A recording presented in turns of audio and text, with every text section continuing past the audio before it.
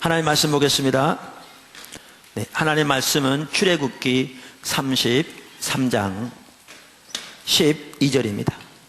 모세가 여호와께 아뢰되 보시옵소서, 주께서 내게 이 백성을 인도하여 올라가라 하시면서 나와 함께 보낼 자를 내게 지시하지 아니하시나이다. 주께서 전에 말씀하시기를 나는 이름으로도 너를 알고 너도 너 앞에 은총을 입었다 하셨사온즉 내가 참으로 주의 목전에 은총을 입었사오면 원하건대 주의 길을 내게 보이사 내게 주를 알리시고 나로 주의 목전에 은총을 입게 하시며 이 족속을 주의 백성으로 여기소서. 아멘. 우리가 우리 신앙의 핵심적인 부분들을 한편으로는 복습하는 차원에서 이렇게 쭉 살펴보고 있습니다. 그러면서 하나님의 얼굴을 구하는 삶을 지금 살펴보는 중에 오늘은 세 번째 시간이자 마지막 시간입니다. 그러니까 하나님의 얼굴을 구하는 삶이 우리 신앙의 가장 필수고 핵심인데, 하나님의 얼굴을 구하는 삶이 무엇인가를 알려면 그것을 하나님의 손을 구하는 삶과 대조해서 보아야 한다라고 살펴보았고요. 지난 2주간에 걸쳐서 하나님의 손을 구하는 삶이 무엇인가라는 것을 살펴보았습니다. 그런데 하나님의 손을 구하는 삶은 참으로 위험합니다. 그러니까 우리는 광야 생활하던 이스라엘 백성들의 삶에서 그 부분을 이렇게 잘 볼 수 있습니다. 우리가 살펴봤잖아요. 하나님의 손을 구하는 삶을 살았던 성경에 나오는 전형적인 인물들이 광야 생활하던 이스라엘 백성들의 삶이었다. 우리가 이미 살펴본 대로 그들은 40년 동안 뭘 보았다고요? 하나님의 행사를 보았다. 그랬습니다. 그러니까 행사라는 말은 하나님의 손의 역사를 말합니다. 쉽게 말하면 하나님은 영이시기 때문에 우리처럼 손과 발이 없습니다. 눈도 귀도 없습니다. 근데 성경에 보면 하나님은 눈, 손, 입이란 말이 나오거든요. 이 말은 하나님이 우리처럼 형상을 가지고 계신다는 말이 아니고요, 이제 상징적인 용어죠. 그분은 보시는 분이고 말씀하는 분이고 역사하는 분이라, 그런 뜻이죠. 사실 하나님은 영이시기 때문에 형상은 없지만 우리보다 훨씬 더 분명한 인격을 가지신 분입니다. 왜? 우리의 인격이 하나님께로부터 나왔거든요. 그래서 하나님의 손이라는 것은, 우리는 손하면 우리의 어떤 손을 하는 일을 말하잖아요. 그런 것처럼 하나님의 능력의 역사들을 말합니다. 그래서 이 행사라는 말을 영어 NIV 성경은 deeds라고 이렇게 번역하고 있죠. 그래서 이스라엘 백성들은 40년 동안 하나님의 행사를 보았습니다. 정말 그들이 본 하나님의 행사는 놀라운 것이었죠. 애굽에서 10가지 재앙, 홍해, 반석이 터져서 200만 명의 사람들이 40년 동안 먹었고, 불기둥과 구름기둥, 만나, 40년 동안 신발이 닳지 않고 의복이 닳지 않고, 그 놀라운 역사들. 근데 그들은 뭘 몰랐다고요? 하나님의 길은 전혀 알지 못했다, 이렇게 말하고 있죠. 근데 시편 103편 7절에 보면 이렇게 나오거든요. 그의 행위를 모세에게, 그의 행사를 이스라엘 자손에게 알리셨도다. 근데 우리말 성경은 이렇게 좀 이 부분이 애매모호하게 번역되어 있습니다. 행위라고. 근데 여러분이 영어 성경들을 보시면 알겠지만, 영어 성경들은 다 그의 길들을 이렇게 번역하고 있는 걸, 이렇게 그렇게 번역하고 있는 걸 볼 겁니다. 왜냐하면 원어로 이 말은 그 뜻이거든요. 그러니까 하나님께서, 하나님의 길은 모세에게 보이셨습니다. 그런데 이스라엘 백성들에게는 하나님의 행사를 보이셨죠. 그럼 저들이 40년 동안 하나님의 역사, 행사를 보았던 것도 하나님께서 그들에게 하나님의 행사를 보이셨기 때문에 본 겁니다. 보이셨기 때문에. 그러면 왜 그들은 하나님의 행사는 보았는데 하나님의 길은 그들에게는 보여지지 않았는가? 그들이 구한 것은 하나님의 행사뿐이었습니다. 다시 말하면 그들은 자기들의 처지와 자기들의 형편에 따라 하나님의 능력의 손길만을 구했습니다. 그러니까 먹을 것이 없을 때는 먹을 것을, 마실 것이 없을 때는 마실 것을 등등 하나님의 능력의 역사들만, 자기의 필요와 목적을 위한 하나님의 도움의 손길들만 구했죠. 사실 그들은 하나님의 길에 대해서는 관심도 없었습니다. 그럼 왜 그들에게 하나님께서 그렇게 때로는 우리가 지난번에 살펴본 것처럼 분노하시며 노가 활활 타오르면서도 그러한 것들을 주셨는가? 그게 시편 103편 8절 그 다음 절에 나오거든요. 여호와는 긍휼이 많으시고 은혜로우시며 노하기를 더디하시고 인자하심이 풍부하시도다.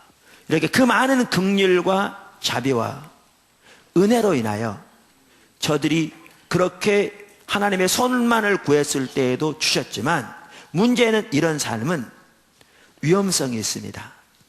그 위험성은 그 영이 죽어간다는 거죠. 그 영이 죽어간다는 거죠. 이것을 시편 106편이 잘 말해주고 있습니다. 시편 106편 8절부터 보시면 이제 홍해에 대해서 말씀하시거든요. 그러면서 12절에 보면 이렇게 말합니다. 이에 그들이 그의 말씀을 믿고 그를 찬양하는 노래를 불렀도다. 그러니까 홍해가 갈라져서 자기들이 건너고, 그 다음에 자기들이 건넌 다음에 애굽 군사들이 쳐들어오는데 다시 홍해가 합해져서 그들이 몰살당하는 것을 보고, 그 말이죠, 저들이 하나님의 말씀을 믿고 그 찬송을 불렀도다, 이렇게 말하죠. 근데 그 다음 바로 3절부터 뭐라고 말하는가? 그러나 그들은 그가 행하신 일을 곧 잊어버리며 그의 가르침을 기다리지 아니하고 광야에서 욕심을 크게 내며 사막에서 하나님을 시험하였도다. 이게 뭔지 지난주에 살펴봤죠. 그러면서 15절을 보십시오. 그러므로 여호와께서는 그들이 요구한 것을 그들에게 주셨을지라도 그들의 영혼은 쇠약하게 하셨도다. 그러니까 하나님께서 저들에게 출애굽 사건만 하더라도 애굽에서 10가지 재앙을 통해 하나님이시며 전능하신 하나님이며 이스라엘 하나님인 걸 보이셨다고요. 그리고 그들의 믿음을 훈련시키기 위해서 홍해 앞으로 인도하셨어요. 왜? 하나님 외에 아무것도 의지할 것이 없는데 가봐야 믿음이 드러나기 때문에요. 그래서 하나님은 하나님께서 행하시는 놀라운 역사들을 그들이 보았기 때문에 그 하나님을 신뢰함으로 하나님을 기다리고 그분의 지시를 기다리기를 기대하셨어요. 믿음으로 하나님을 의지하기를 기대하셨다고요. 그런데 그들은 다시 환경이 어려워지면 하나님 원망하고 불평하고 또 모세를 원망하고 그렇게 했습니다. 그러니까 하나님이 분노하셨죠. 그런 하나님은 인자와 자비와 긍휼이 많으신 하나님이기 때문에 다시 그들에게 분노를 돌이키시고 그들에게 홍해를 가르시고 그들을 위해 반석을 쳐서 물을 내시고 만나를 주시는 등 역사하셨죠. 그런데 이렇게 하나님의 긍휼과 자비로 인하여 저들이 원하는 것은 주셨을지 모르지만 저들이 그 삶에서 돌이키지 않을 때 따라오는 결과가 뭐였느냐? 영이 죽게 되었다는 겁니다.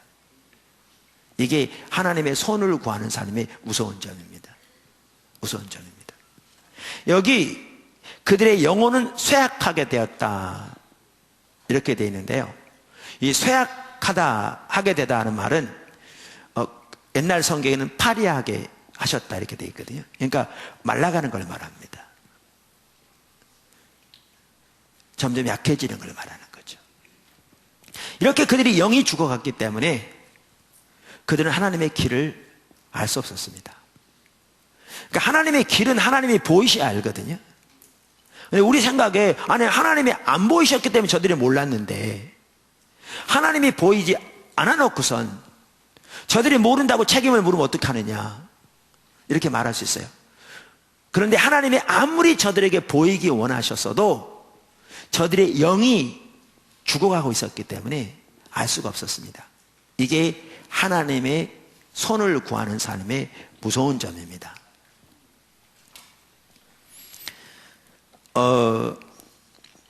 그러니까 제 말은 우리가 우리의 필요와 목적을 위해 하나님께 구하면 안 된다, 그 얘기가 아닙니다. 제 얘기는 삶의 태도와 자세를 말합니다. 제가 자주 예를 드리는데요. 한 번은 제가 이 설교를 하는데 설교 시간에 이 예가 딱 생각나더라고요. 여러분, 이번이 가정의 달인데 여러분 자녀들 있으시잖아요.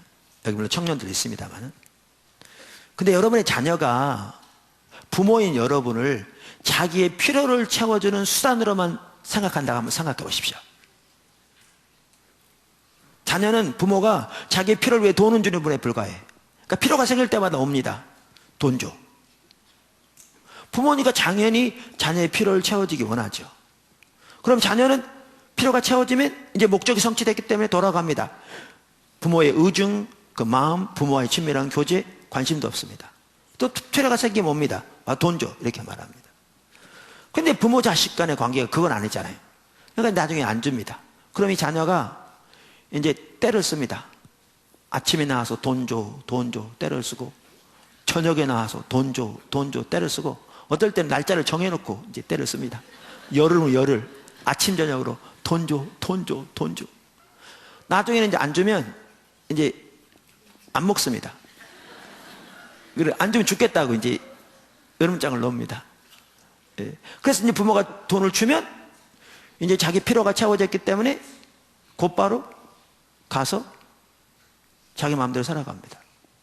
부모는 당연히 자녀의 필요를 채워주기 원하죠. 그러나 동시에 부모는 자녀를 사랑하니까 사랑의 관계를 갖기를 원하고, 사랑의 교제를 나누기 원하고, 그에게 인생의 길을 지도해 주기 원하고, 부모가 마음에 있는 것들을 나누기 원하고, 또 귀한 일들을 같이 이루기를 원하는 이런 마음을 가지고 있는데, 자녀는 그런 것은 관심도 없습니다. 그저 자기 필요를 채워주는 수단으로만 부모를 알고 있습니다. 그리고 필요가 있을 때만 나와서 돈 줘라고 외쳐야 됩니다. 만약에 여러분의 자녀가 그렇다면 어떻게 되겠습니까? 머리가 돌겠죠. 근데 오늘날 대부분의 성도들이 하나님께 그렇게 하고 있습니다.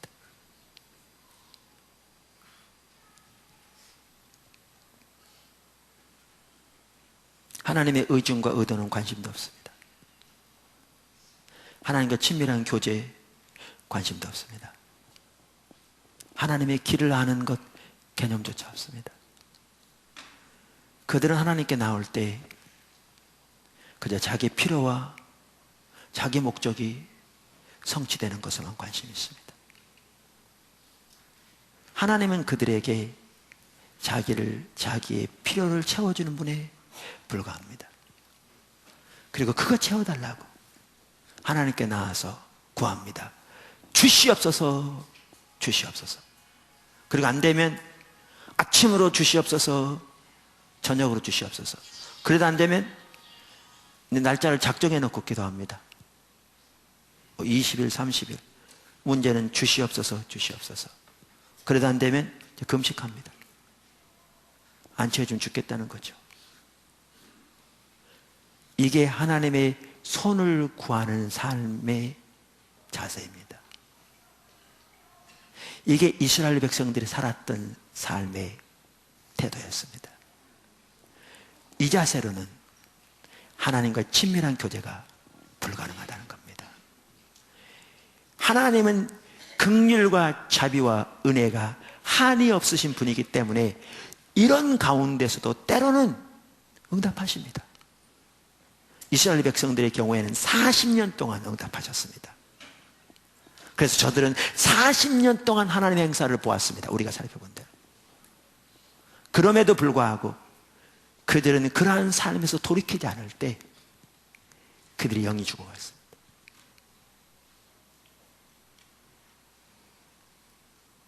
그 영을 파리하게 하셨도다. 그러니까 그들의 영이 죽어가기 때문에 하나님의 길을 아는 건 불가능했습니다. 그들에게. 그들이 하나님의 길을 모르니까, 또 그들의 영적인 분별력이 어두워지니까 하나님과 친밀한 교제 또한 불가능했습니다. 하나님과 친밀한 교제가 불가능하니까 진정으로 주님을 신뢰하는 것도 가능하지 않았고, 주님께 대한 진정한 믿음이 없으니까 진정한 순종도 가능하지 않았고, 세상 사랑도 다루어지지 않고, 그래서 우리가 지난주에 살펴본 대로 그 특징 그대로 나타날 수밖에 없었습니다. 이게 하나님의 손을 구하는 삶의 위험성입니다. 오늘은 하나님의 얼굴을 구하는 삶을 살펴보려고 합니다. 많은 사람들이 지난 2주간 그리고 제가 조금 아까까지 나눈 이 부분을 나누면, 그럼 그렇게 사는 게 신앙생활이지라고 생각합니다. 그만큼 우리는 신앙 옆으로가 있는 거죠. 성경에 나오는 하나님의 사람들, 모세건 다윗이건 바울이건 하나님과 동행했던 훌륭한 사람들은 모두 하나님의 얼굴을 구하는 사람들이었습니다. 광야 생활하던 이스라엘 백성들과는 근본적으로 달랐습니다. 자, 그러면 이제 하나하나 하나님의 얼굴을 구하는 삶을 산다는 것은 무엇을 의미하는지 살펴보도록 하겠습니다. 첫째, 하나님의 얼굴을 구하는 삶은 하나님 자신을 알기를 구하는 삶입니다. 하나님의 얼굴을 구하는 삶은 내 필요와 내 목적을 위해 단순히 하나님의 능력과 도움을 구하는 삶과 기도가 아니라 하나님 그분 자신을 구하는 기도요, 그분을 알기를 구하는 삶이요 기도입니다.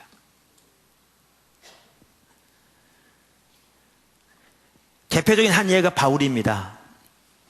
우리가 잘 아는 구절, 고린도전서 2장 2절을 보십시오. 내가 너희 중에서 예수 그리스도와 그의 십자가에 못 박히신 것 외에는 아무것도 알지 아니하기로 작정하였습니다. 여러 번 살펴봤습니다마는 이 구절을 거의 모든 영어 성경은 이렇게 번역하고 있다고요. 내가 너희 중에서 예수 그리스도 곧 십자가에 못 박히신 그분 외에는 아무것도 알지 아니하기로 작정하였습니다. 여기에 내가 너희 중에서라는 말은 언제예요? 사도 바울이 고린도에 있을 때죠. 그러니까 제2차 전도여행 중에. 여러분, 이때는 사도 바울 앞에 하나님이 전 세계를 열고 계셨어요. 놀라운 표적과 기사가 그를 통해 나타났고요. 수많은 교회들이 세워지고 있었고요. 정말 수많은 사람들이 하나님께 돌아왔고요. 그의 삶을 통해서. 뿐만 아니라 그는 태어날 때부터 유대인으로 태어나서 어려서 또 율법의 교육을 받은 사람이고, 당대 최대 문화라고 하는 가말렐 문화에서 교육을 받은 사람이고요. 그 많은 어떤 종파 중에 가장 보수적이고 철저하게 율법을 지키는 바리새파였고요. 열심으로는 자기 동료들 중에서도 가장 뛰어난 사람 중에 하나였고요. 뿐만 아니라 그는 구원을 받게 된 것만 하더라도 부활하신 예수님을 직접 만나서 구원받게 됐습니다. 사실 그 이후로도 성경에 보면 몇 차례에 걸쳐서 부활하신 예수님을 직접 만났습니다. 이 바울이 한 얘기입니다. 내가 너희 중에 있을 때 나의 유일한 목표는 예수님을 아는 거였다. 제가 얼마 전에 어느 한 신학대학원에 가서 설교했거든요. 거기에 이제 국내외적으로 좋은 학교에서 박사학위를 다 받고 교수님으로 와 계시는 분들도 거기 계셨고 학생들도 있었고, 거기 제가 이 설교했습니다. 지금 그런 것처럼 하나님께서 이렇게 압도하신 것 같더라고요. 바울은 석학 중에 석학입니다. 신약 성경의 반을 하나님 그를 통해 쓰셨습니다. 영적인 체험이요. 그를 따라갈 사람 없다니까요. 삼층천에도 다녀왔고요. 그래서 인간의 말로는 다 표현할 수 없는 놀라운 일들을 보았고요. 부활하신 예수님을 직접 만난 것만 하더라도 몇 차례 되고요. 그를 통해 나타난 그 표적과 기사는 정말 놀라웠습니다. 그러한 그가 구하는 한 가지가 예수님을 아는 거였습니다. 그것이 그의 유일한 목표였습니다. 이게 우리 신앙입니다. 이게 우리 신앙입니다. 다윗도 마찬가지였습니다. 우리 오늘 드렸던 찬양 중에 세 번째 찬양이 오늘 처음 부른 찬양이죠. 하나님께서 우리 팀에게 주신 찬양인데 오늘 처음 부른 찬양이죠. 그 시편 27편에 기초한 찬양이죠. 다윗이 시편 27편 4절에서 이렇게 얘기했습니다. 내가 여호와께 바라는 한 가지 일, 그것을 구하리니 내가 내 평생에 여호와의 집에 살면서 여호와의 아름다움을 바라보며 그의 성전에서 사모하는 그것이라. NIV 성경은 그의 성전에서 그분을 찾는 것이라 이렇게 번역하고 있습니다.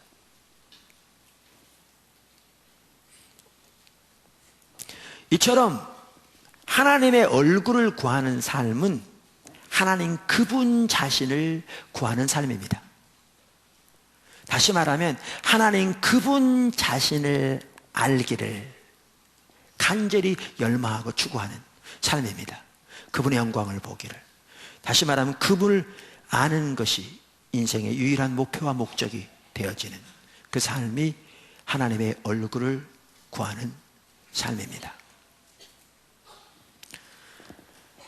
저 개인적으로도 이 하나님과 관계에서 근본적인 전환점이 된 게 이 하나님의 얼굴을 구하는 삶으로의 전환이었는데요. 저는 그 당시에 누차 말씀드린 대로 그것이 하나님의 얼굴을 구하는 삶인지조차 몰랐어요. 근데 교회의 어떤 시험을 통해서 하나님이 그 삶으로 저를 인도하신 거거든요. 그 당시가 1991년도였는데요. 한 9월쯤 된 것 같아요. 자세한 날짜는 제가 모르겠어요. 그 당시에 제가 포도나무 교회를 개척하기 전에 첫 번째 교회를 서울에서 개척해 섬기고 있었습니다. 그때 작은 교회인데 그렇지 않은 작은 교회가 반쪽나게 생겼더라고요.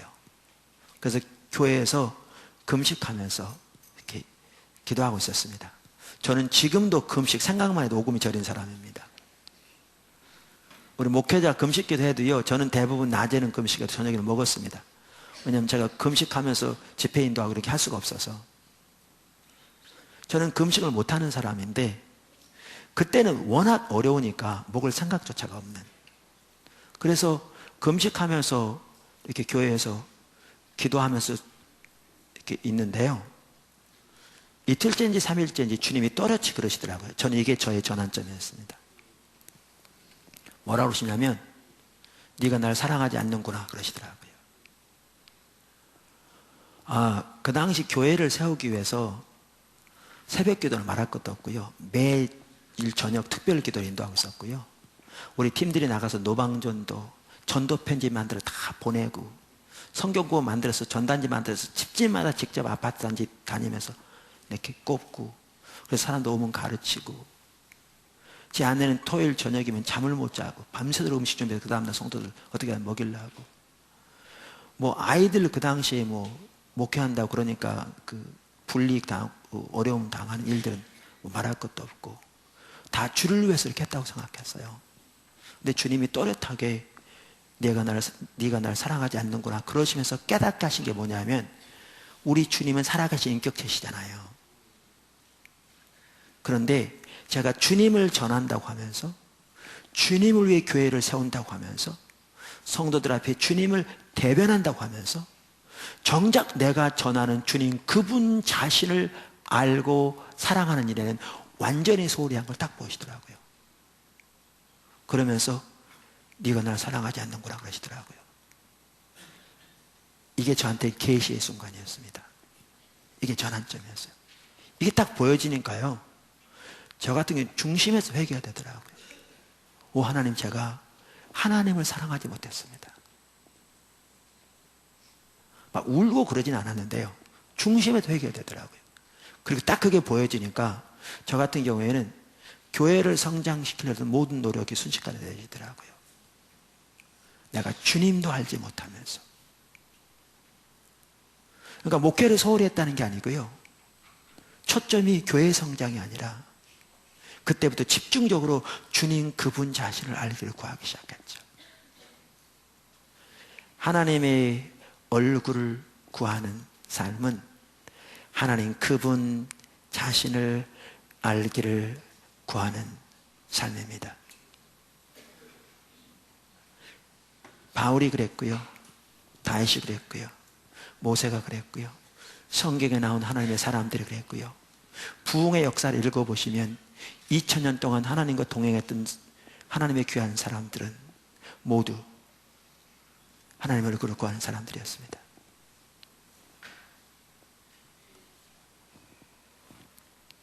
두 번째, 하나님의 얼굴을 구하는 삶은 하나님의 목적을 더욱 알기를 구하는 삶입니다.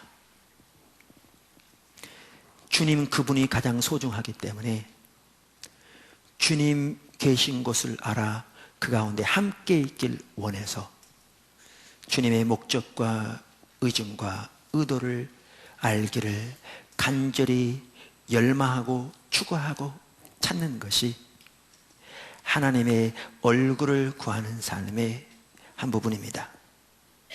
바울의 예를 보십시오. 아까 고린도서 2장 2절에서 내가 너희 중에서 예수 그리스도 곧 십자가에 못 박히신 그분 외에는 내가 아무것도 알지 않기로 작정했다, 이렇게 말했잖아요. 근데 빌립보 3장에서 이렇게 말합니다. 여러분, 빌립보서는 옥중서신입니다. 그러니까 그의 사역의 후반기죠. 이걸 보면 바울은 그의 사역 내내, 어떻게 보면 그의 인생 내내 주님을 아는 것이 그의 유일한 목표였던 걸 볼 수 있습니다. 그 3장 7절부터 보시죠. 빌립보서, 그러나 무엇이든지 내게 유익하던 것을 내가 그리스도를 위하여 다 해로 여길 뿐더러, 여기 해로 여기다는 말은 영어로 로스라는 단어입니다. 그러니까 손해로 여겼다, 그러니까 손해로 떨어버렸다, 그 말이죠. 손해로 떨어버렸다. 또한 모든 것을 해로 여김은 내 주 그리스도 예수를 아는 지식이 가장 고상하기 때문이라. 고상하다는 말은 가장 고귀하다는 말입니다. Most precious. 내가 그를 위하여 모든 것을 잃어버리고 배설물로 여김은 그리스도를 얻고 그 안에서 발견되려 하매니 내가 가진 의의는 율법에서 난 것이 아니요 오직 그리스도를 믿음으로 말미암은 것이니 곧 믿음으로 하나님께로부터 난 의라. 여기 보십시오. 여기에서도 사도 바울이 구하는 단 한 가지가 뭐였습니까? 예수 그리스도를 얻고 그 안에서 발견되는 것이었습니다. 다시 말하면 주님을 더 아는 것이었습니다. 다른 말로 표현하면 주님과의 친밀한 교제였습니다. 네, 잘 보십시오. 하나님의 얼굴을 구하는 삶의 배후에는 주님 그분이 가장 고귀한 그 삶이 포함되어 있습니다. 내포되어 있습니다. 이 사도 바울의 경우에도 주님을 아는 것, 다시 말하면 주님이 most precious, 무엇보다 소중해서, 그래서 그분을 아는 것이 가장 가치 있고 소중하기 때문에 다른 모든 것을 배설물로 여기고 손해로 떨어버렸다고 말할 만큼 주님이 그에게 가장 소중한 거였습니다. 여러분, 이게 우리 신앙입니다.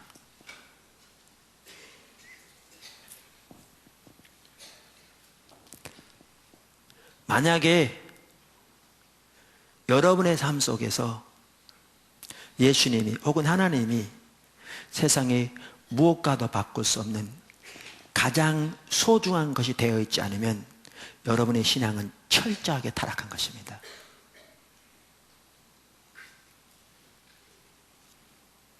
여호와는 오직 하나이신 여호와시니 너희는 마음과 뜻과 성품을 다하여 주 너의 하나님을 사랑하라 하신 것이요, 이것이 가장 크고 첫째 되는 계명이니.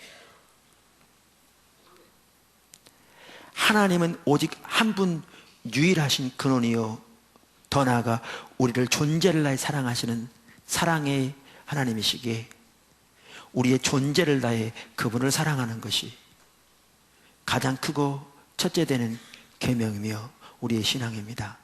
그래서 성경적인 가르침에 의하면 나눠진 마음이 우상숭배입니다. 나눠진 마음 우상숭배입니다. 그래서 하나님의 얼굴을 구하는 삶의 배후에는 하나님 그분이 가장 소중한 그의 삶 속에 무엇과도 바꿀 수 없는 그 신앙이 내포되어 있습니다. 사실 지난 그 주일 저녁 예배 시간에 그 이단 한 전문가께서 오셔서 우리 그 세미나를 했었는데 좋은 시간이었죠. 그분이 잘 지적하고 있는 것처럼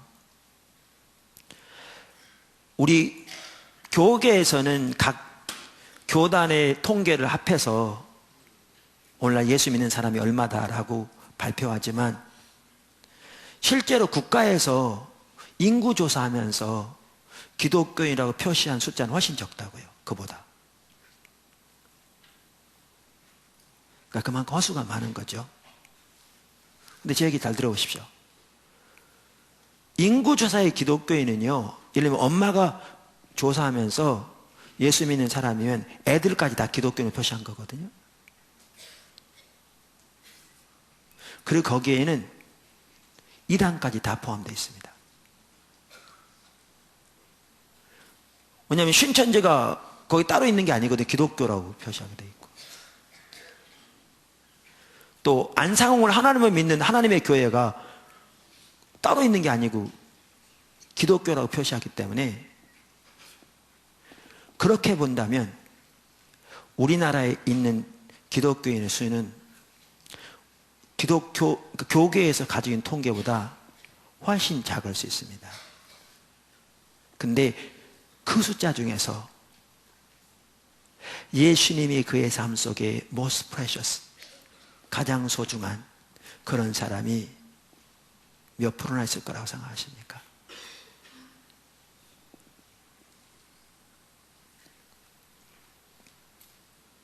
이게 우리의 현주소입니다.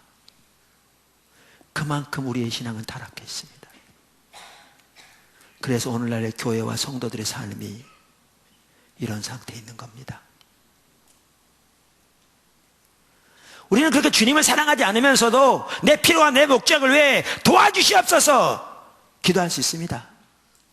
또 하나님께 예배로 나올 때 이렇게 예배로 나오면 우리가 이렇게 예배를 드리고 나면 하나님이 내 사업 지켜주니까, 하나님이 내 그 문제 해결해 주니까, 하나님이 나 원하는 거 도와주시니까 그래서 예배 드릴 수 있습니다.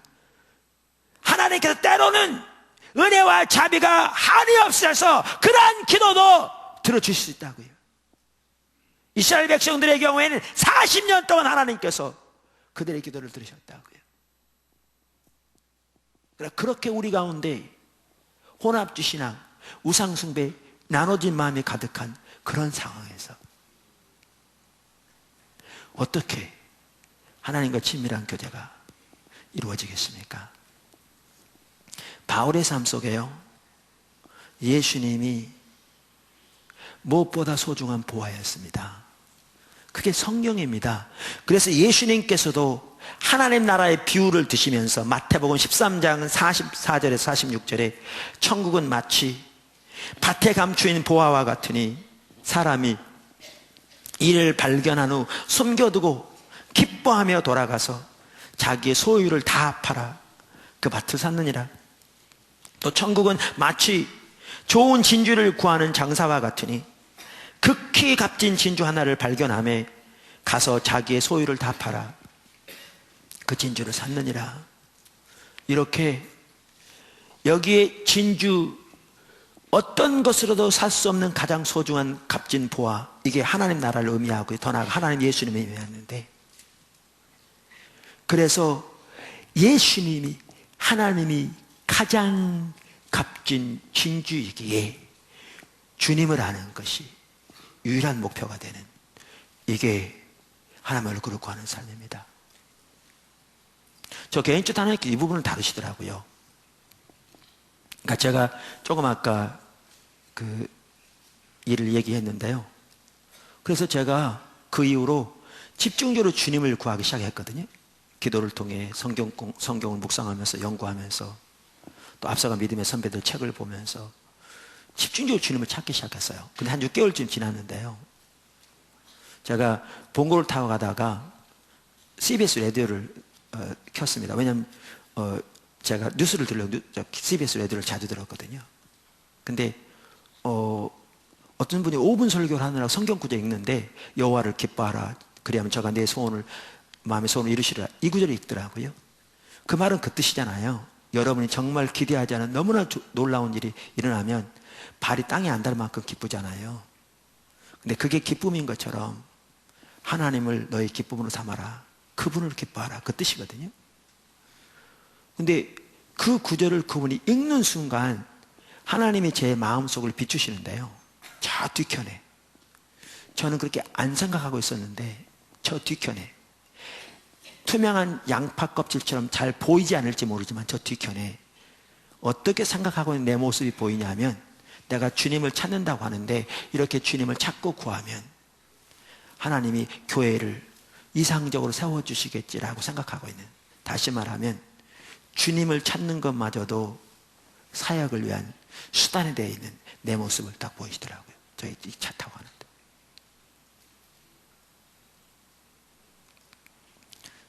그게 딱 보여지는데요, 정말 죄송하더라고요. 제가 하나님 앞에 기도했죠. 하나님, 제가 하나님의 얼굴을 구하고 주님을 찾는다고 하면서 그것마저도 지금까지도 사역을 위한 수단이 되어 있는 저의 죄를 용서해달라고, 정말 주님을 아는 것만이 저의 유일한 목적 되게 해주시고 주님만이 저의 유일한 목표 되게 도와주세요. 이런 기도가 나오더라고요.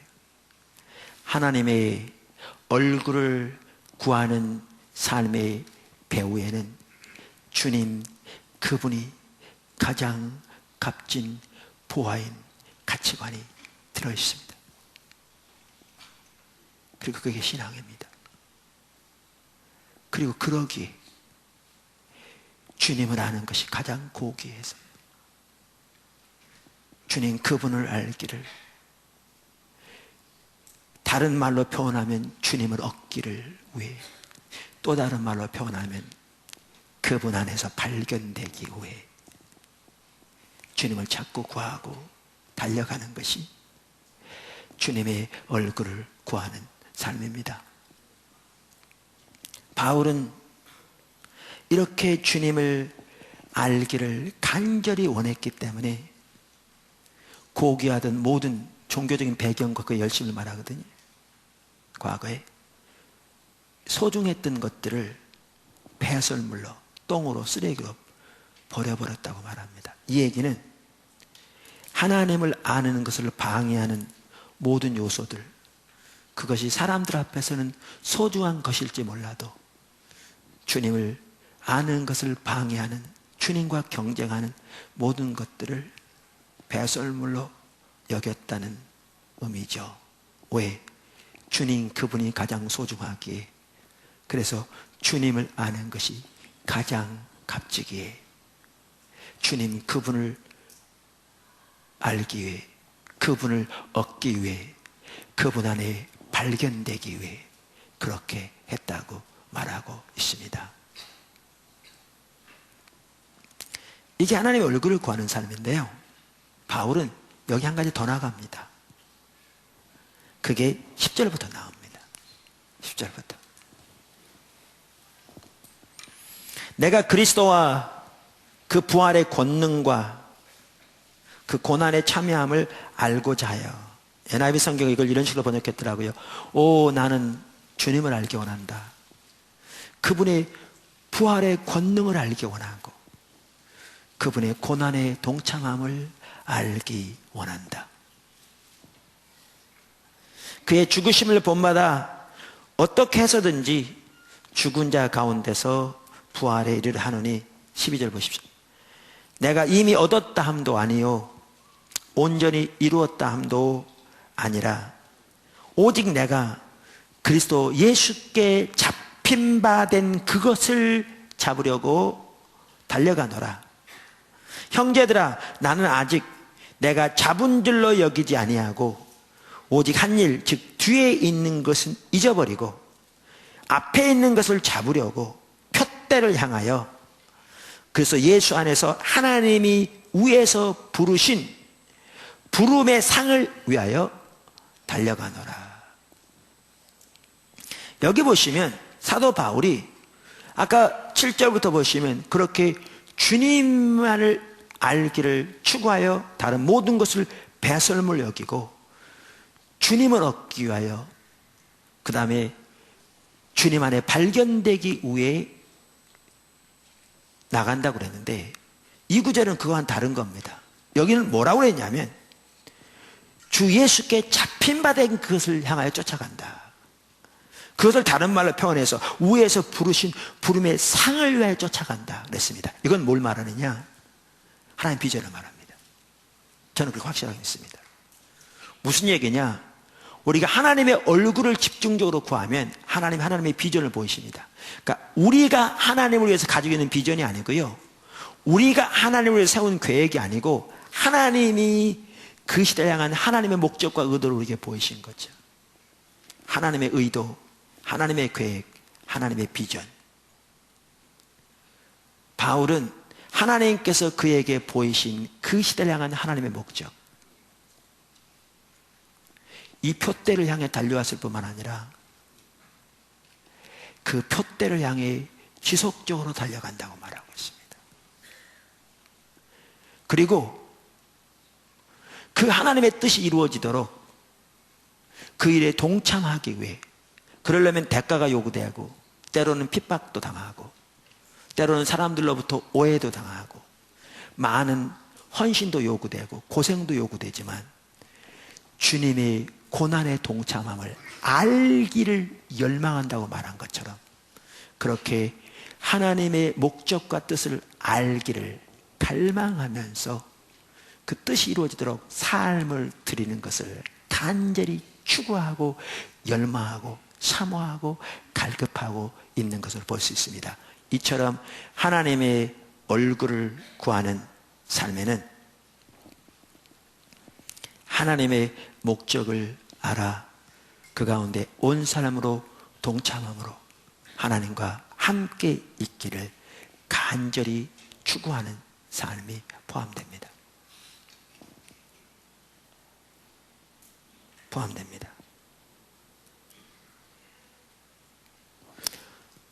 우리는 때로는 우리가 하나님의 얼굴을 구한다고 주님을 알기를 간절히 사모한다고 말할지 모릅니다. 그런데 하나님의 마음에 있는 것들이 무엇이고 하나님의 마음에 있는 목적이 무엇이고 이 시대를 향한 하나님의 의중과 하나님의 의도가 무엇인가를 알기를 열망하여 그 하나님의 뜻에 온 사람으로 동참함으로 그 하나님의 뜻이 이루어지도록 삶을 드리기를 간절히 추구하고 열망하는 그 삶이 같이 가지 않으면 하나님을 알기를 간절히 구한다는 그 말은 구호에 불과합니다. 그리고 그 말은 진실성이 결여된 말입니다. 참다운 말이 아닙니다. 사실 중보기도도 여기 하나 속합니다. 하나님의 마음에 있는, 의중에 있는 그 하나님의 뜻, 하나님의 목적, 하나님의 계획이 이 땅에 이루어지도록 주 앞에 서서 간절히 구하며 하나님으로 하여금 쉬지 못하게 하며 하나님의 보좌를 흔드는 그 기도가 여기에 속하기도 하지요. 그것을 우리는 중보기도라고 부릅니다. 그러한 기도를. 세 번째, 하나님의 얼굴을 구하는 삶에는 하나님의 길을 구하는 삶이 포함됩니다. 하나님의 길을 구하는 삶이 포함됩니다.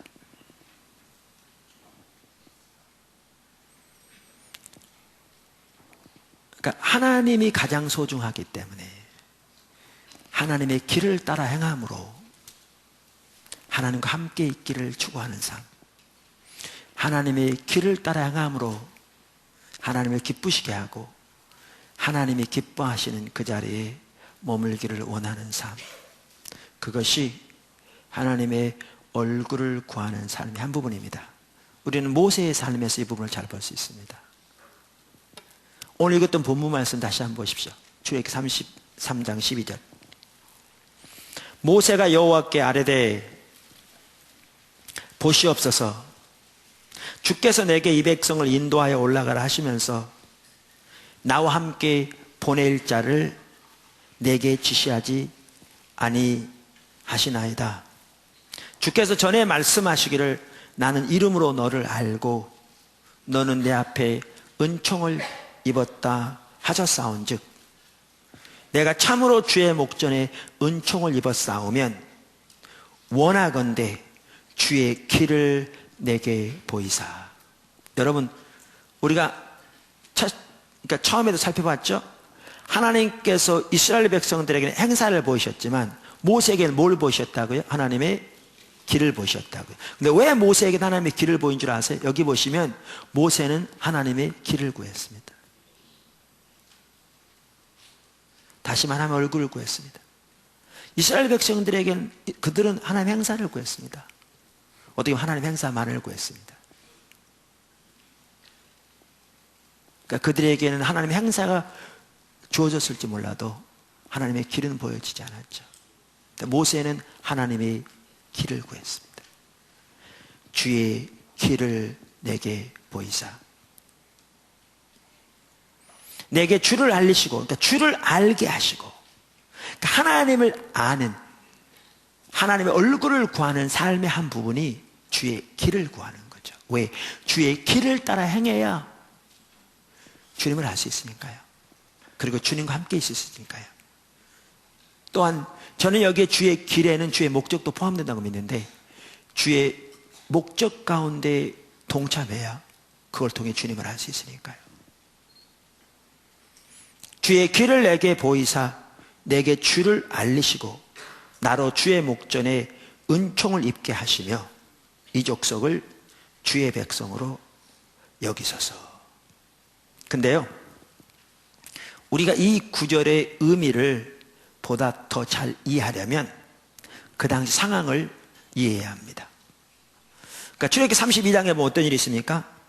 이스라엘 백성들이 애굽에서 섬기던 금송아지를 만들어 놓고 그것이 자기들을 애굽에서 인도해낸 신이라고 예배하면서 그것 하나님의 절일에 하나님께 예배한다고 하면서 금송아지에게 절하면서 금송아지를 예배했습니다. 하나님이 분노하셨죠. 저들을 멸하시려고 하셨습니다. 그때 모세는 시내산 꼭대기에 있었는데요, 모세가 하나님께 기도합니다. 이스라엘 백성들을 위해. 하나님이 이스라엘 백성 모세의 기도를 들으시고 그 분노를 돌이키시죠. 그런데 내려와서 보니까 모세가 이스라엘 백성들이 그 모양 그 꼴 하고 있잖아요. 그래서 받아왔던 십계명 집어 던져버리고 깨뜨려버리고 나와 함께 할 자는 다 나오라고 그럽니다. 그랬더니 레위인들이 나옵니다. 그들에게 오며 가며 죽이라고 그럽니다. 가족들부터 시작해서 이웃들을. 그러니까 저들이 다니면서 형제, 자녀, 이웃, 가까운 사람부터 죽입니다. 3,000명을 처단했습니다. 그랬는데 33장이 이제 넘어오면 어떤 일이 있었냐? 하나님이 모세에게 이스라엘 백성들이 이끌고 가나안 땅에 올라가라고 그러십니다. 그 땅을 주겠다고. 그러니까 아브라함과 이삭과 야곱에게 맹세한 대로 그 땅을 차지하게 하겠다. 심지어 천사를 앞서 보내요. 천사가 7족속을 몰아내므로 그 땅을 차지하게 하겠다. 이렇게 말씀하십니다. 그럼 3절에 보면 하나님은 그런 안 가겠다고 말씀하세요. 3절. 너희를 적과 꿀이는 땅에 이르게 하려니와 나는 너희와 함께 올라가지 아니하리니 너희는 목이 곧은 백성인즉 내가 길에서 너희를 진멸할까 염려함이니라 하시니. 이 상황에서 모세가 올라가서 기도한 겁니다. 하나님, 하나님이 길을 저에게 보여주세요. 그래서 제가 주의 길을 따라 행함으로 주님을 더욱더 알게 해주시고 주님 계신 곳에 같이 있게 해주시고 주님이 기뻐하신 자리에 머물 수 있도록 도와주세요. 이렇게 구한 겁니다. 사실 이 배후에도요, 아까 바울의 삶도 마찬가지고 다윗의 삶에도 마찬가지듯이 어떤 가치관이 깔려있냐 하면 하나님 그분이 그 무엇보다 소중한 보아임, 가치관이 깔려있습니다. 이 배후에. 어디를 보면 아느냐 하면 바로 그 다음 절에 보면 압니다. 이렇게 모세가 하나님께 올라가서 하나님의 얼굴을 구했더니 하나님이 함께 하시겠다고 그러거든요. 가겠다고. 14절. 여호와께서 이르시되 내가 친히 가리라. 내가 너를 쉬게 하리라. 근데 15절을 보십시오. 모세가 여호와께 아뢰되 주께서 친히 가지 아니하시려거든 우리를 이곳에서 올려보내지 마옵소서. 여러분, 지금 하나님이 저들에게 뭘 주시려고 한다고요? 적과 꿀이는 가나안 땅, 그것도 천사의 능력으로 원수들을 다 멸하시겠대요. 이들이 지금 어디가 있어요? 사막에. 박응일 목사님이요, 그 성지순례 가서 그 사막 그 시내산 그쪽에 갔는데 큰 관광버스를 타고 여행객들이 다 그렇게 하듯이 거기 가서 내려서 좀 걸으라고 그러더래요. 체험하라고. 내려서 5분 걸었더니 숨이 막혀서 못 걷겠더래요. 그 지역입니다. 사막은 낮에는 40도가 넘어갈 거고요. 저녁에는 엄청 춥고요. 다행히 구름기둥과 불기둥이 함께해서 견딜만 하지만 이건 사람 살 곳이 못 됩니다. 그들은 날마다 만나 먹고 살았습니다. 이슬이 굳어가지고 이게 뭐야? 이게 만나거든요. 오늘날 시리얼처럼. 저희가 외국에 자주 나가는데요, 선교사님들이 계신 데 가면 쉬운데 외국인들 사역 가면 힘듭니다. 제가 이번에 어떻게 견딜지 모르겠습니다만 한 번은 미국에 세미나를 갔는데요, 참석하러. 오래전에 김정래 목사님하고 같이 3일 동안 세미나 참석하면서 가까운데 중국식 뷔페가 있었어요. 중국집 뷔페 식당이. 그러니까 한국 김치는 아닌데 김치 같은 것도 비싼 게 만들어 놓고 그랬어요. 그걸 먹으면서 견디는데 그걸 먹었을 때 3일쯤 견디고 나니까 머리가 허옇게 돼서 견딜 수가 없어요. 생각이 안 되더라고요.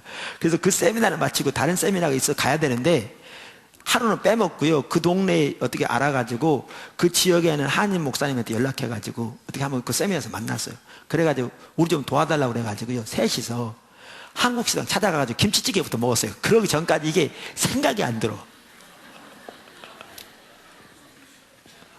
제가 이런 얘기하면 많은 분들이 웃거든요. 근데 이 선교 가면요, 다른 분이 나보다 더해. 아니, 생각해 보시라고요. 그들이 만나하고 물만 먹고 살았어요. 여러분 집에 가서 시리하고 물만 먹고 며칠이나 사나 보세요. 채소 하나 못 먹었고요, 과일 하나 못 먹었고요, 얼마나 고기가 먹고 싶더니 불평하니까 메추리알가 일부 내리기도 했지만 그 상황입니다.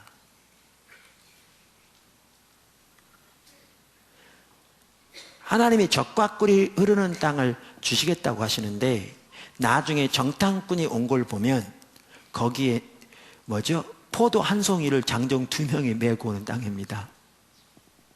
근데 모세의 기도를 보십시오. 주님이 함께 가지 아니하시려거든 우리를 여기서 올려보내지 마옵소서. 이 배후에는 적과 끓이는 그 풍요보다, 그 안락보다, 천사의 그 모든 능력보다, 그 사역의 확장이 난 세상의 부와 명예보다 하나님 그분이 무엇보다 소중한 그 가치관이, 그 태도가, 그 자세가 놓여 있습니다. 이게 없으면 우상숭배입니다. 그 신앙 아닙니다. 참다운 신앙 아닙니다. 이게 놓여 있습니다. 그렇기 때문에 모세는 그 하나님이 소중하기 때문에 주여 주의 길을 내게 알게 하셔서 나로 하여금 그 길을 따라 행함으로 주님을 더 알게 하시고 주님이 계신 곳에 함께 있도록 저에게 은혜를 부어주세요라고 기도하고 있습니다. 한 가지 더 잠깐 언급하고 넘어가려고 하는 것은요, 나중을 위해서 이렇게 모세에게는 하나님 그분 자신이 가장 소중했기 때문에요, 또 다른 한편으로는 하나님의 임재가 그 무엇보다 소중했습니다. 왜냐하면 하나님이 우리와 실질적으로 함께 하신다는 것은 하나님의 임재가 우리와 함께 하시는 것을 의미하기 때문에 그렇습니다.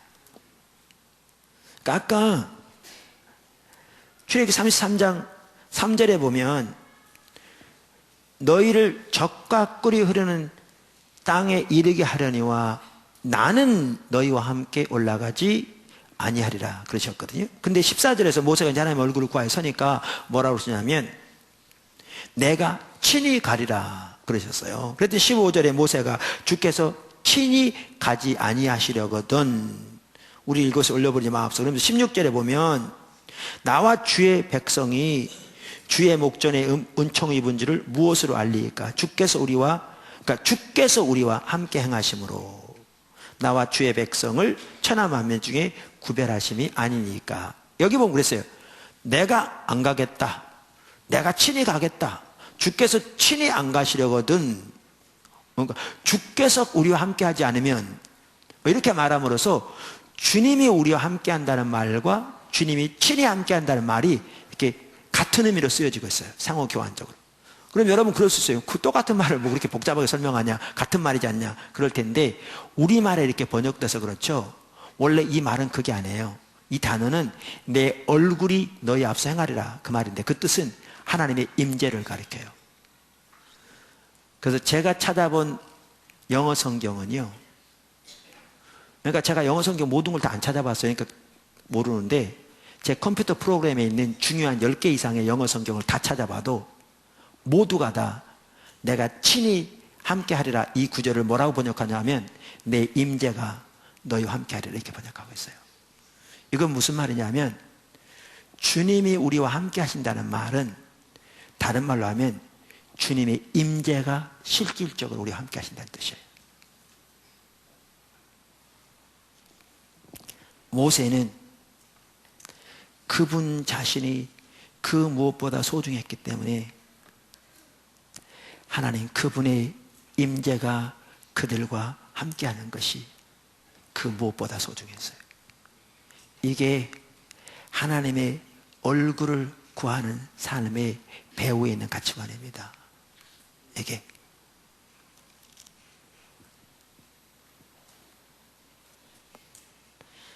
이러한 상황에서 아까도 말씀드린 대로 모세는 하나님의 길을 구합니다. 왜? 하나님의 길을 따라 행해야 하나님과 동행할 수 있으니까.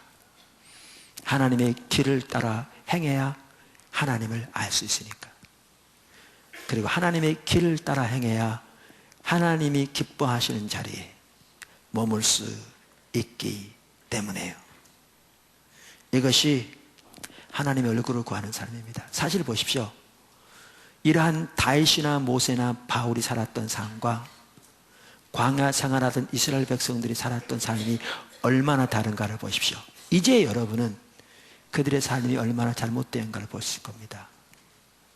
그만큼 오늘날은 광야 생활하던 이스라엘 백성들의 살았던 삶과 비슷한 삶이 성도의 삶 속에 가득합니다.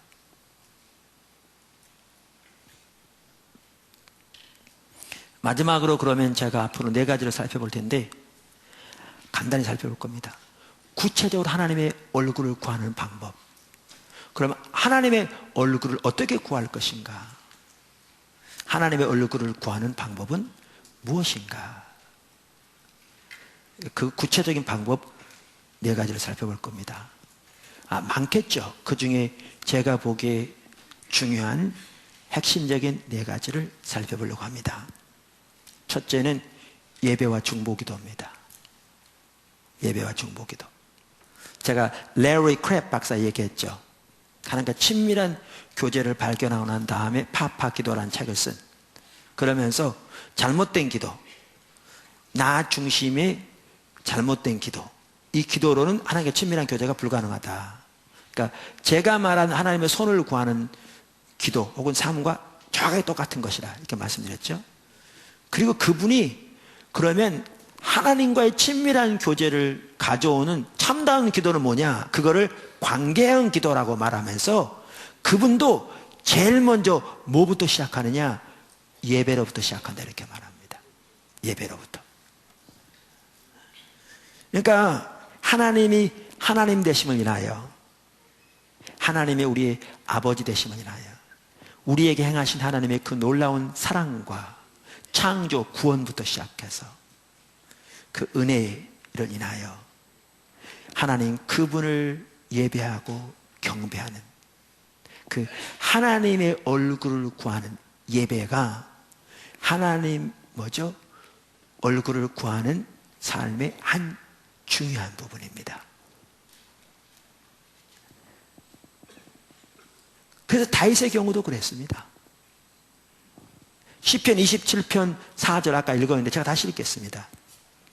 내가 여호와께 바라는 한 가지, 그것을 구하리니. 저는 사실 우리 한국말 성경 읽다 보면 이렇게 부족한 부분이 많아서 이런 부분이 이렇게 많이 저해가 되는 것 같더라고요. 그중 하나는 명사와, 그러니까 주어와 동사의 연결이 명확하지 않고요. 단수와 복수가 정확하게 구분 안 돼 있고요. 시제가 명확하게 번역이 안 돼 있고요. 그 다음에 이렇게 어순이나 문맥이 이렇게 헬라어나 이렇게 원어에서는 좀 다른 언어 체계라 차이가 있어요. 근데 이 경우에도 마찬가지예요. 여기에 내가 여호와께 바라는 우리말에 번역된 이 단어는 원래 완료형입니다. 히브리어로. 그러니까 영어 성경은 완료형으로 번역하고 있습니다. 그러니까 그동안 다윗이 그렇게 바래왔다는 거예요, 이 말은. 그 다음에 한 가지, 그것을 구하리니. 이 구하리는 미완료형입니다. 그래서 영어 성경은 미래형으로 번역되어 있어요. 그러니까 과거부터 지금까지 이것을 바래왔을 뿐만 아니라 앞으로도 그것을 구할 것이라, 그 뜻입니다. 근데 그게 한 가지라는 겁니다. 그게 한 가지. 근데 얼만큼 그것을 구할 거냐? 내 평생의 모든 날 동안 한 가지 구한다는 거죠. 그 한 가지가 뭐냐? 여호와의 집에 살면서 하나님의 아름다움을 바라보는 것이라고 말합니다. 여기에는 예배가 포함됩니다. 그러니까 여호와의 집에 거한다는 말은 하나님의 영광이 임재 가운데 거하는 걸 말합니다. 우리가 다윗의 장막에 대해서 설교한 적이 있습니다만은 다윗이 언약궤를 다윗의 시에 드린 다음에 모세의 질서를 따르는 그 성막에 들이지 않고 언약궤를 위해 따로 장막을 만들어서 거기에 넣었습니다. 그러니까 그 시대에는 하나님의 언약궤가 사람들에게 개방되어 있었습니다. 그리고 그 언약궤 위에 머물러 있던 하나님의 영광의 임재가 사람들에게 개방되어 있었습니다.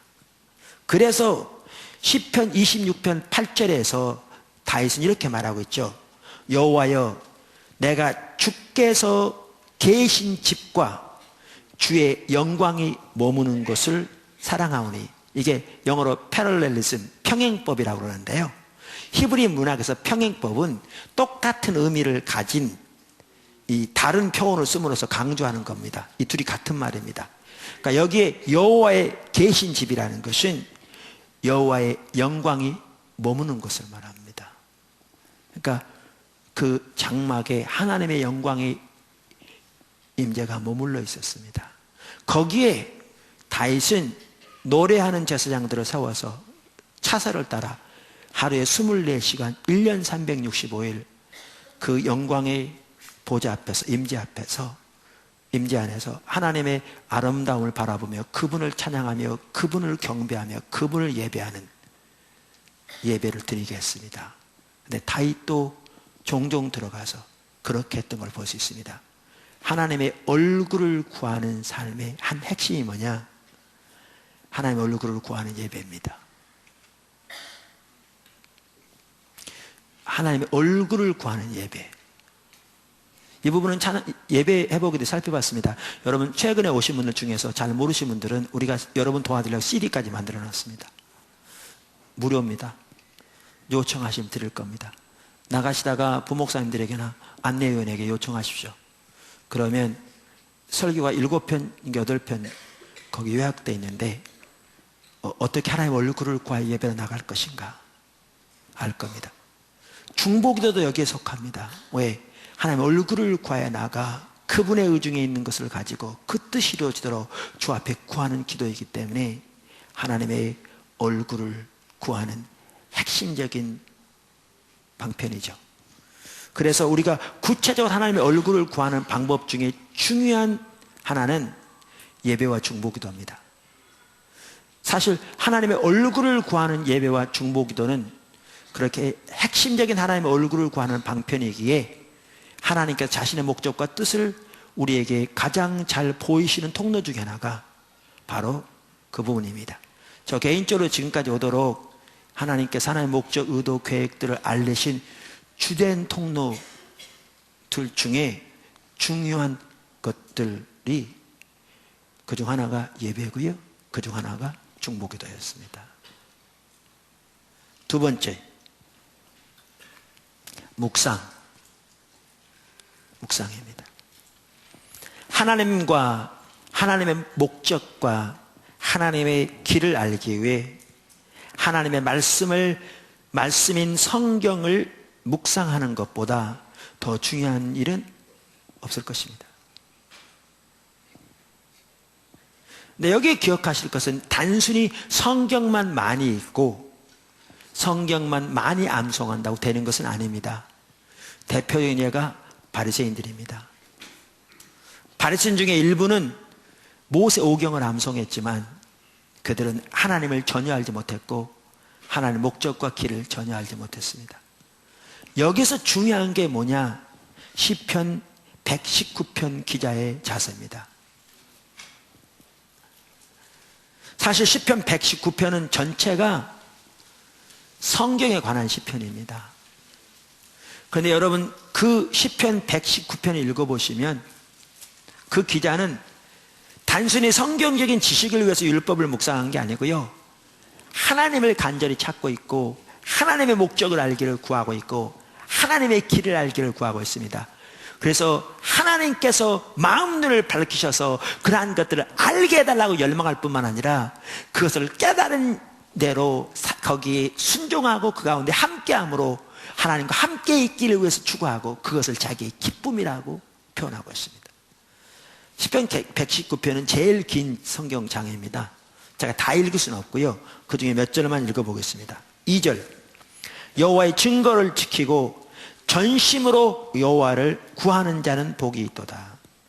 10절, 내가 전심으로 주를 찾았사오니 주의 계명에서 떠나지 말게 하소서. 12절, 찬송을 받으실 주 여호와여 주의 율례들을 내게 가르치소서. 7절, 내가 주의 의로운 판단을 배울 때에는 정직한 마음으로 주께 감사하리이다. 18절, 내 눈을 열어서 주의 율법에서 놀라운 것을 보게 하소서.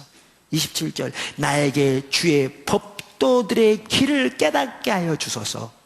그리하시면 내가 주의 기이한 일들을 작은 소리로 읊조리이다. 33절 35절, 여호와여 주의 율례들의 도를 내게 가르치소서. 내가 끝까지 지키리이다. 나로 하여금 깨닫게 하여 주소서. 내가 주의 법을 준행하며 전심으로 지키리이다. 나로 하여금 주의 계명들의 길로 행하게 하소서. 내가 이를 즐거워하매니이다. 사도 바울도요, 주님의 부활의 능력을 알기를 간절히 열망했고요. 아까 시편 27편 4절에 사모하게 하는 것이라, 이 말은 인콰이어라는 말입니다. 주님의 길을 찾는 것을 말합니다. 다윗도 주님의 영광 임재 앞에 나가 그분의 아름다움을 바라보며 예배할 뿐만 아니라 그분을 알기를 구할 뿐만 아니라 그분의 길을 알기를 추구했던 걸 볼 수 있습니다. 저 개인적으로요, 또 하나님의 길과 목적을 알게 하시는 가장 주된 통로 중에 하나가 뭐냐? 말씀 연구고 묵상이죠. 제가 한 번은 이렇게 설교를 하고 이렇게 어떤 개인 사석에서 이렇게 좋은 학교에서 박사학위를 받아서 이렇게 그 방면의 전문가이신 우리 가운데 계신 한 분이 저를 만나서 그러더라고요. 목사님, 그거 기도해서 아셨죠? 하나님 알려주셨죠? 그러더라고요. 왜냐하면 학적으로 깊이 연구하면 그 부분이 연결되어 있다는 거예요. 근데 제가 목회 바쁜 줄 뻔히 아는데 그 학적으로 그 모든 것을 연구할 시간이 없었을 텐데 그걸 정확하게 얘기한 걸 보고 하나님이 알려주셨죠. 저한테 그러시더라고요. 하나님의 길을 알게 하시는 가장 주된 통로 중에 하나가 당연히 묵상입니다. 하나님의 말씀 앞에 서는 묵상인데 시편 119편 저자의 얘기처럼 그렇게 주님을 구하여 주님의 목적과 길을 알기를 구하여 하나님께서 마음 눈을 열어 깨닫게 해주시고 그 길을 알게 해주심으로 그 가운데 행하기를 기뻐하는 자세로 그렇게 말씀 앞에 설 때 하나님의 성령께서 성경을 통해 여러분에게 하나님의 목적과 길, 의중을 알게 하시고 하나님 자신을 더 알도록 알리실 겁니다. 세 번째, 연구도 포함됩니다. 제가 이렇게 하나님의 얼굴을 집중적으로 구하기 시작했다 그랬잖아요. 돌이켜보면 정확하게 일을 했습니다. 지금 말씀드린 이런 내용들이죠. 연구도 포함됩니다. 무슨 말이냐? 단순히 책을 많이 읽는 것을 말하는 게 아닙니다. 단순히 지식적인 정보를 얻기 위해 책들을 읽는 것을 말하는 게 아닙니다. 하나님의 길을 배우기 위해 앞서간 믿음의 선배들로부터 배우기를 추구하는 걸 말합니다. 우리들이 주님 그분을 알기를 간절히 열망하게 되면 우리가 배우고 그 위에 서야 할 주의 길들을 우리에게 주님이 알게 하십니다. 무슨 얘기냐? 예를 들면 쉬울 것 같습니다.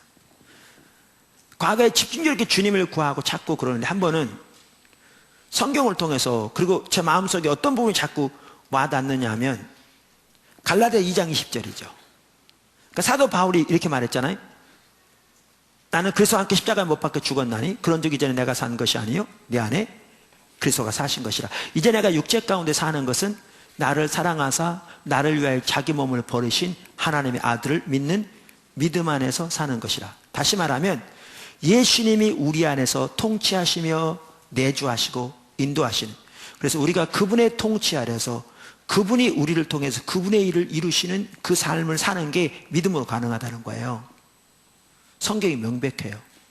근데 저에게 뭐가 보여지냐면 그 믿음이 뭔지 모르겠더라고요. 이거 어떻게 믿음으로 가능하냐는 거예요. 예를 들면 우리가 믿습니다 하면 되느냐는 거예요. 반대로 우리가 안 되는 거는 믿습니다 안 하기 때문에 안 되느냐는 거예요. 그게 믿음으로 되어야 될 것은 성경이 기록하고 있기 때문에 예배서 3장 똑같이 말하고 있거든요. 믿음으로 되어진다고 아는데 그 믿음이 무슨 믿음을 말하는지 어떤 믿음을 말하는지를 모르겠다고요. 못 들어겠더라고요. 하나님이 뭘 자꾸 보이신 거죠. 그러니까 이제 주의 길을 알기를 구하는 거죠. 주님, 어떻게 믿음으로 그게 되어집니까? 그 믿음이 어떤 믿음을 말합니까? 어떻게 우리가 그 삶을 살 수 있습니까? 기도하고 찾고 두드리고 때로는 성경을 보기도 하고 이러는 중에 저 같은 경우는 개인적으로 그 믿음에 하는 삶을 배우게 된 게 허드슨 테일러의 작은 전기에서였습니다. 두꺼운 책도 아니고요. 허드슨 테일러의 전기 작은 것을 읽는데 그가 그 당시에 정확하게 그 믿음에 하는 삶을 삶으로 주님이 내주하신 놀라운 승리를 경험한 사람이거든요. 그걸 잘 설명도 안 해놨어요. 자기 아이들과 자기 아이들의 부모와 자기 누이에게 영국에 있는 그들에게 보내는 편지를 거기다 기록해 놨는데 그 편지 속에 그 믿음의 성격이 뭔가가 딱 들어있더라고요. 그러면서 주님을 찾는 중에 그 믿음의 삶을 경험하게 하신 거죠. 영구란 말은 그런 뜻을 말합니다. 주님을 찾으면 우리가 서야 할 주의 길을 주님이 배우기를 원하세요. 근데 주의 길이 딱 정리되어 있는 게 아니고요. 있어도 여러분이 알려면 그걸 알아야 되는 거죠. 그러니까 찾고 구하고 두드리고 애통하며 때로는 연구하고 하다 보면 주님이 때로는 인도하세요. 그래서 앞서간 믿음의 선배들로부터 배우게 하세요. 다른 한 예를 들면 이것도 초기 일인데 성경에 보면 교회의 주인은 하나님이잖아요. 그리고 교회를 인도하신 분은 성령님이잖아요. 그래서 안디옥 교회는 성령님이 인도하셔서 바울과 바나바를 따라 세웠더니 하나님 그 놀라운 일을 이루신 거잖아요. 예루살렘 교회도 그렇고 이건 성경은 명백해요. 이게 신학교 안 나도 금방 알아요.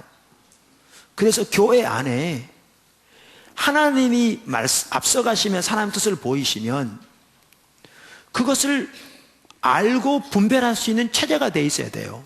그래야 교회가 주님 따라가죠. 우리가 다음 주에 특별한 하나님의 다른 말씀이 없는 한 제 계획으로는 하나님 중심적인 사역을 살펴보려고 합니다. 그런데 이런 체계가 마련되어 있어야 돼요. 초대교회는 돼 있었어요. 근데 그것 정도는 알아요. 성경에 써 있으니까. 근데 어떻게 그렇게 하는지 모르겠더라고요. 배울 데가 없는 거죠. 그런 게 있었겠지만 제 눈에는 찾을 수 없더라고요. 일반적으로 하면 교단에 따라 다른데 당회가 있기도 하고 재직회가 있기도 하고 교회마다 다른데 그러면 재직들이 세게 기도하고 아니면 당회에서 세게 기도하고 과반수 출석에 과반수 찬성이면 하나님 뜻이냐? 아니죠. 성경이 하나님의 뜻과 우리 뜻은 다르다고 그랬고 하나님의 생각은 우리 뜻을 우리의 지혜로 알 수 없다고 그랬는데 그런 식으로 했더라면 이스라엘 백성들이 광야에 이제 가나안 땅 안 들어갔어야죠. 여호수아 갈렙 빼놓고 다 반대했는데. 근데 오늘날은 다 그렇게 하고 있는 거죠. 그러니까 어떻게 하는지 모르겠더라고요. 해야 할 건 알아요. 성경에 써 있어. 그 정도는 신학교 안 나도 다 알아. 문제는 어떻게 하는지 모르겠더라고요. 하나님의 뜻이 이루어져야 되는데 하나님의 길을 따라 행해야 되는데 하나님이 기뻐한 자리에 있으려면 하나님의 길을 따라 행해야 되는데 모르겠더라고요. 그러니까 찾는 거죠. 어떻게 합니까 주님? 늘 마음에서 늘 애통해요. 근데 어떻게 해요 그거를? 알 수가 있어야지. 근데 이렇게 찾다 보면 때로는 앞서간 믿음의 선배들로부터 배우게 하시는데 저 같은 경우에는 그 부분은 하나님을 경험하는 삶이라는 책을 통해 배웠습니다. 이렇게 주님을 찾으면 주님의 길을 따라 행해야 되는데, 이렇게 따라감에 있어서 연구를 통해 우리는 앞서간 믿음의 선배들로부터 배울 수 있습니다. 지금 살아있는 믿음의 선배들, 지금은 세상을 떠났지만 책을 통해서나 다른 걸 통해서 우리를 여전히 가르치고 있는 믿음의 선배들로부터 배울 수 있습니다. 하나님의 얼굴을 구하는 방법 중에 하나는 바로 이런 연구가 포함됩니다. 단순한 책을 읽는 게 아니고요, 더 많은 정보 획득이 아니고요, 주님을 찾는 중에 주의 길을 배우기 위해 믿음의 선배로부터 배우는 겁니다. 이게 포함됩니다. 마지막으로 네 번째, 주님의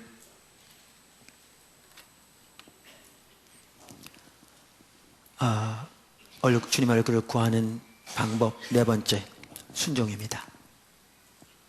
그러니까 주님 그분을 알기를 간절히 구하고, 주님 계신 곳에 함께 있기를 구해서 주님 목적을 구하고, 주님 길을 구하면요, 주님이 뭐 하시냐면, 우리가 하나님 앞에 합당치 못한 부분이 보이면 보이세요. 그러니까 주님이 알리시면, 그러면 우리의 삶에서 그걸 버리고 삶을 조정하는 거죠. 이게 회개죠. 또한 이렇게 구하면 주님 목적과 의도와 의중이 보여요. 그러면 우리의 온 삶으로 동참하는 거죠. 순종하는 거죠. 삶을 드리는 거죠. 그걸 통해서 주님을 알게 됩니다. 모세도 보십시오.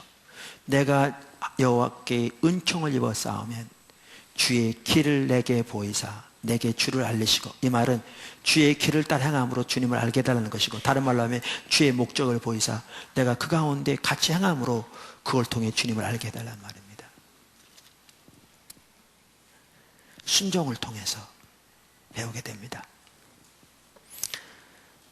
요한복음 14장 21절, 우리가 잘 아는 구절인데요, 나의 계명을 지키는 자라야 나를 사랑하는 자니, 나를 사랑하는 자는 내 아버지께 사랑을 받을 것이요, 나도 그를 사랑하여 그에게 나를 나타내리라. 예수님이 그에게 자신을 계시하시겠대요. 23절, 예수께서 대답하여 이르시되 사람이 나를 사랑하면 내 말을 지키리니 내 아버지께서 그를 사랑하실 것이요, 우리가 그에게 가서 거처를 그와 함께 하리라. 우리가 누구를 가리킨 줄 아세요? 예수님과 아버지를 말하는 거예요. 아버지와 예수님이 그렇게 순종하는 자에게 와서 거처를 함께 하겠대요. 그래서 아버지의 목적이 보여지면, 아버지의 길이 보여지면 내 생각 내려놓고 기꺼이 삶을 조정해서 대가를 지불하고라도 아버지의 목적이 이루어지도록 삶을 드리고 그 길에 삶을 조정하여 순종하는 이 과정을 통해서 하나님을 알게 됩니다.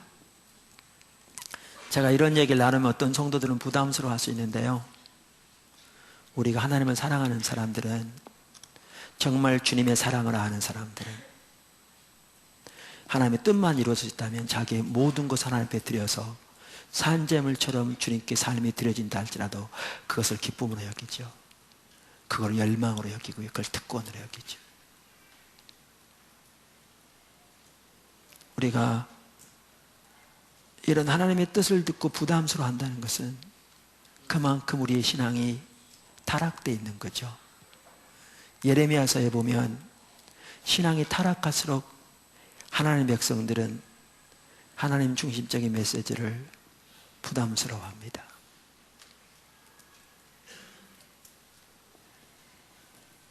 오늘은 하나님 얼굴을 구하는 삶을 살펴보았습니다. 포도나무교에 지쳐있는 우리들이 이렇게 하나님의 얼굴을 집중적으로 지속적으로 구하여 선다면 정말 우리 가운데 함께 하실 하나님의 은혜와 생명은 지금보다 비교도 안 될 만큼 놀라울 것이고요, 우리를 통해서 이루실 하나님의 그 놀라운 역사들은 정말 더 놀라울 것이 될 것입니다. 그렇게 지속적으로 하나님의 얼굴을 구하는 저와 여러분이 되기를 주님의 이름으로 축원합니다. 기도하겠습니다.